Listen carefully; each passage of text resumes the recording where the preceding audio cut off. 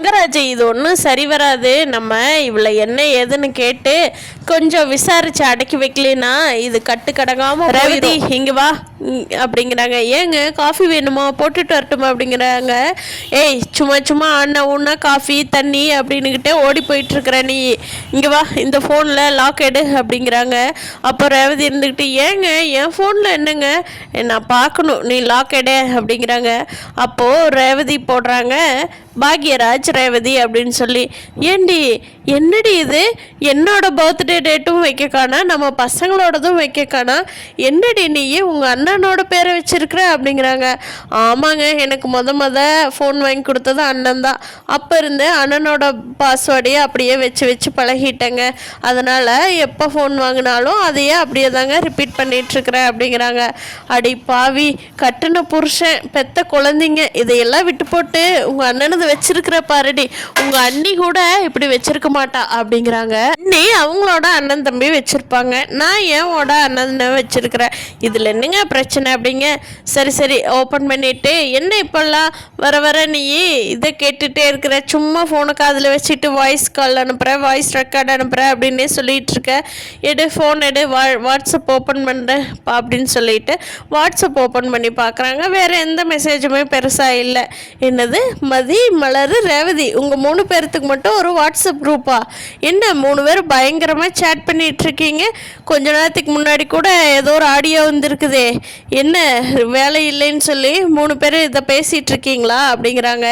இல்லைங்க, வேலை செஞ்ச நேரம் போக மீதி கொஞ்சம் நேரம் தாங்க அன்னியோட பேசுவேன், நான் ஃபோன் பண்ணி தனித்தனியாக பேசுறதுக்கு 3 பேர் ஒன்றா பேசிக்கலாமே அப்படின்னு சொல்லிட்டு 3 பேர்த்துக்கு ஒரு குரூப் வச்சுருக்கோங்க அப்படிங்கிறாங்க ரேவதி. அப்படி என்ன தாண்டி பேசுவீங்க 3 பேர் சும்மா தொணன்னு அப்படிங்கிறாங்க. அதெல்லாம் ஏதோ ஒன்று பேசுவோங்க அப்படிங்கிறாங்க. கொண்டா நான் அதை கேட்டு பார்க்குறேனே அப்படிங்கிறாங்க. அப்போ ரேவதி வேகமாக ஃபோன் எடுத்துக்கிறாங்க. என்னங்க நீங்கள் பொம்பளைங்க பேசுகிறதெல்லாம் கேட்குறேங்கிறீங்க, உங்களுக்கு அநாகரிகமாக இல்லையா அப்படிங்கிறாங்க. பார்த்து ரேவதி, நான் கேட்குறக்கு எனக்கு ரொம்ப நேரம் ஆயிடாது ஃபோனை வாங்கி, சரி இருந்தாலும் பரவாயில்லன்னு விடுறேன், இதுவே ரொம்ப இனிமேல் எப்பயும் ஃபோனை காதில் வச்சுக்கிட்டே சுற்றிக்கிட்டு இருந்தேன், நேராக உங்கள் வீட்டுக்கு வண்டி விட்டுருவேன், சரியா, உன்னை கூட்டிகிட்டு போய் பஞ்சாயத்து அங்கேயே வச்சு முடிச்சுட்டுட்டு வந்துடுவேன் அப்படிங்கிறாங்க. ரேவதி இருந்துக்கிட்டு என்னங்க நீங்கள் இதுக்கெல்லாம் போயா எங்கள் வீட்டுக்கு போவீங்க, இதையெல்லாம் யாராவது வெளியில் சொல்லுவாங்களா என்ன, பொம்பளைங்க நாங்கள் பேசிக்கிறதையெல்லாம் போய் இப்படி சீரியஸாக எடுத்துக்கிறீங்களே அப்படிங்கிறாங்க. இங்கே பாரு ரேவதி, எனக்கு பிரச்சனை ஆகாத வரைக்கும் கம்னு விட்டுருவேன், பிரச்சனைன்னு ஒன்று ஆயிடுச்சு அப்புறம் பார்த்துக்கோ, அவ்வளோதான், உனக்கு கொடுக்குற ரெஸ்பெக்டு எல்லாமே மாறிக்கும் ரேவதி, நீ அது வரைக்கும் என்ஜாய் பண்ணிக்கோ, பார்த்து அளவாக நடந்துக்கோ, உங்கள் அண்ணிக்கிட்ட பேசுகிறேன்ட்டு சரியா அப்படிங்கிறாங்க. சரிங்க அப்படின்னு சொல்லிட்டு ரேவதி சோகமாக ஃபோனை வாங்கிட்டு போயிடுறாங்க. நைட்டு வந்து பாக்யராஜா அப்படியே மலர் பயங்கரமாக கொஞ்சுறாங்க. ஹே பாக்யராஜ், எனக்கு இவ்வளோ சப்போர்ட் பண்ணி பேசுவேன்னு நினைக்கவே இல்லை பாக்யராஜ், பாரு குழந்தை கூட தூங்கிட்டா அப்படிங்கிறாங்க. ஆமாம் மலர், நீ தான் வெளியில் சொல்லிட்டியே என் கூட எப்பயும் பேசவே மாட்டேன்னு, சாமி நான் அம்மா கிட்ட பேசுறது ஒரு வார்த்தை பேசிடலாம், ஆனால் உங்ககிட்ட என்னால் பேசாமல் இருக்க முடியாதுமா, அதனால தான் அம்மா கேட்குறக்கு முன்னாடியே அவரே துவைச்சி போட்டுக்கலான்னு சொன்னேன் அப்படிங்கிறாங்க. ஐயோ பாக்யராஜ் சூப்பர் பாக்யராஜ் அப்படிங்கிறாங்க. அப்போது பாக்யராஜ் சொல்கிறாங்க, மலர் உனக்கு ஒன்று சொல்லட்டுமா அப்படிங்கிறாங்க. சொல்லு பாக்யராஜ், இன்னைக்கு நீ என்ன வேணாலும் சொல்லலாம், சொல்லு அப்படிங்கிறாங்க. இங்கே பார் மலர், இனிமேல் அம்மா சும்மா ஃபேனை போட்டுடு, அந்த தண்ணி எடுத்துக்கொடு, சுவிட்சை போட்டுடு, ரிமோட் எடுத்துக்கொடு, இதுக்கெல்லாம் உன்னை ரொம்ப போட்டு டார்ச்சர் பண்ணுறாங்கல்ல மலர், அதுக்கெல்லாம் இனிமேல் நீ போய் வேலை செய்யாத, நீங்களே எடுத்துக்கோங்கன்னு சொல்லிடு, கொஞ்சம் கொஞ்சமாக எதிர்த்து பேசினேன்னா மட்டும்தான் உனக்கு இருக்கிற ரெஸ்பெக்ட் இருக்கும் மலர் அப்படிங்கிறாங்க. பாக்யராஜ் பின்றிய பாக்யராஜ், எப்போ இருந்தெல்லாம் இப்படி அப்படிங்கிறாங்க.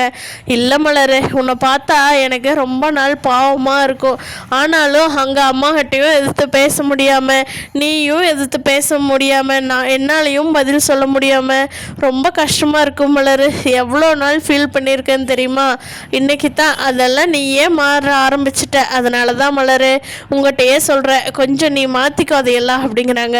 கண்டிப்பாக பாக்யராஜ், அதை நான் நேற்றே முடிவு பண்ணிட்டேன், நம்ம கொஞ்சம் நிமிர்ந்து நின்னாத்தா நம்மளை கொட்டை இல்லாட்டி குமிஞ்சிக்கிட்டே போனோம்னா கொட்டிக்கிட்டே இருக்காங்க பாக்யராஜ், அதுவும் உங்கள் அம்மாலாம் சொல்லவே வேண்டாம், உனக்கு இது உங்கள் அம்மா பேசுகிறாங்கன்னு கோவம் வந்துட போகுது அப்படிங்கிறாங்க.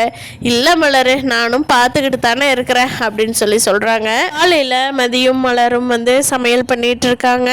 அப்போது மதி கேட்குறாங்க, என்ன மலர் இன்னைக்கு வாக்கிங் போகலையா அப்படிங்கிறாங்க. இல்லைங்க, இன்னைக்கு காலையில் நேரமே ஒரு காலேஜுக்கு ரெஸ்யூம் கொடுக்க போகணும் அப்படிங்கிறாங்க. என்ன மதி, எப்போவுமே நீ ஆன்லைனில் தானே பண்ணுவேன் அப்படிங்கிறாங்க.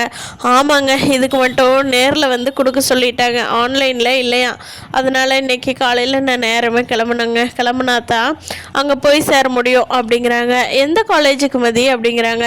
அது வந்து அங்கே இருக்கிறதுன்னு சொல்லி சுரேஷோட போலீஸ் ஸ்டேஷனுக்கு பக்கத்தில் இருக்கிற ஒரு காலேஜுக்கு தான் சொல்கிறாங்க மதி. அப்படியா, அப்போ நீ சுரேஷ் கூடயே போய்க்கலாமே அப்படிங்கிறாங்க. போய்க்கலாம் தான், அவர்கிட்ட நான் கேட்கலங்க, அவர் சீக்கிரமாக போவார், என்னை கொண்டு போய் விட்டு தான் லேட் ஆயிடுச்சும்பாரு. இதெல்லாம் எனக்கு தேவையில்லாதங்க, பேசாமல் நானே ஆட்டோ பிடிச்சி போய்க்கிறனுங்க அப்படிங்கிறாங்க மதி.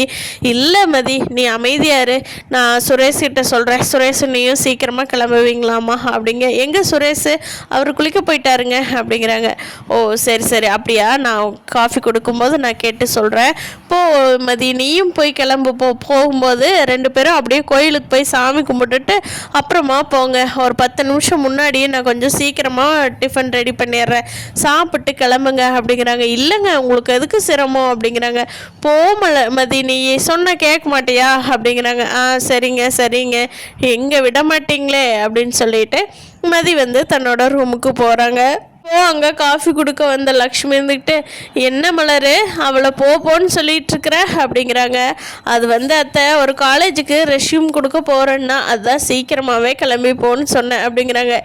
ஏன் மலர், உன்னை மாதிரி ஒரு முட்டாளை நான் பார்த்ததே இல்லை மலர், எப்போ பாரு அவளுக்கு இது கொடுத்துக்கிட்டே இருக்க, நீ இவ்வளோ வேலை தனியாக வீட்டில் செஞ்சிட்ருக்கிறியே, வந்து ஹெல்ப் பண்ணுவதுன்னு சொல்ல காணா. ஏன் மலர் இப்படி இருக்கிற, நீ இப்படி இருந்தன்னா உன்னை அவள் ஏமாத்திட்டு போயிடுவா மலரு அப்படிங்கிறாங்க. அத்தை, அவ ஒன்றும் ஏமாற்ற மாட்டா, நான் மற்றவங்ககிட்ட ஏமாறாமல் இருந்தேன்னாவே போதும் அப்படிங்கிறாங்க மலரு. அதுக்கு நீயே நம்ம சொன்னாலாம் எதுவும் கேட்க மாட்டேன், பட்டா தான் திருந்துவேன் அப்படின்னு சொல்லிட்டு லக்ஷ்மி காஃபி குடிச்சிட்டு போயிடுறாங்க. மலர் சொன்ன ஒரே காரணத்துக்காக சுரேஷ் வந்து மதிய வண்டியில் கூட்டிக்கிட்டே கோயிலுக்கு போகிறாங்க. போயிட்டு காலேஜில் விடுறப்போ நல்லா பண்ணிட்டு வா, ரெஸ்யூம் கொடுத்துட்டு இது இன்டர்வியூலாம் வச்சாங்கன்னா நல்லா பண்ணிட்டு வா, இங்கே இருக்கிற ஒரு ப்ரொஃபஸர் கூட எனக்கு தெரிஞ்சவர் தான், நான் ரெக்கமெண்ட் பண்ணட்டுமா அப்படின்னு கேட்குறாங்க சுரேஷ்.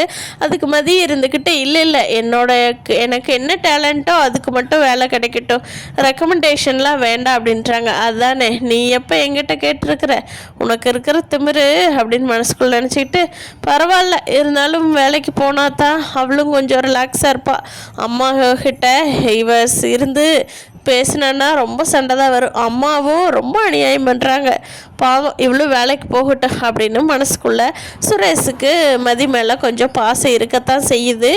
பாசமெல்லாம் எப்போ 2 பேரும் சீக்கிரமாக கணவன் மனைவி ஆகுவாங்கங்கிறத பொறுத்திருந்து பார்க்கலாம். நம்ம வீடியோவை லைக் பண்ணிவிட்டு சப்ஸ்கிரைப் பண்ணாதவங்க சப்ஸ்கிரைப் பண்ணிக்கோங்க.